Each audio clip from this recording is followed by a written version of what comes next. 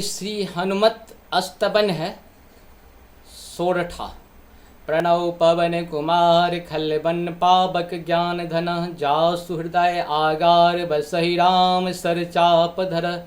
अतुलित बल धामं हेम शैलावदेहं तनुजवन कृशानु ज्ञान नाम ग्रन्नं सकल गुण निधानं।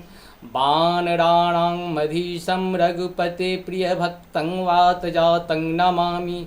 गोपसदे कृतः वारिशं मशके कृतराक्षसं रामायणं महामालारत्नं वन्दे नीलात्मजम्। अंजनानन्दनं वीरं जानकी शोकविनाशनं कपीशमचहन्तरां वन्दे लङ्काभयङ्करं मुलङ्घ्यं सिन्धोः सलिलं शोकवहिनां जानकात्मजात्। आदाय तनेव दहाय लंका नमामि त्वं प्राञ्जलिनाथ नेयं मनोजं मारुतुल्यं वेगं जितेन्द्रियं बुद्धिमतां वरिष्ठं वातात्मात्। पानरुद्धमुख्यं श्रीरामदूतं शरणं प्रपद्ये।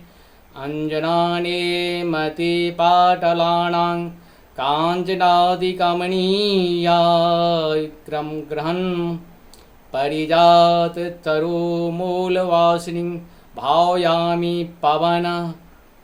पवमानन्दनं।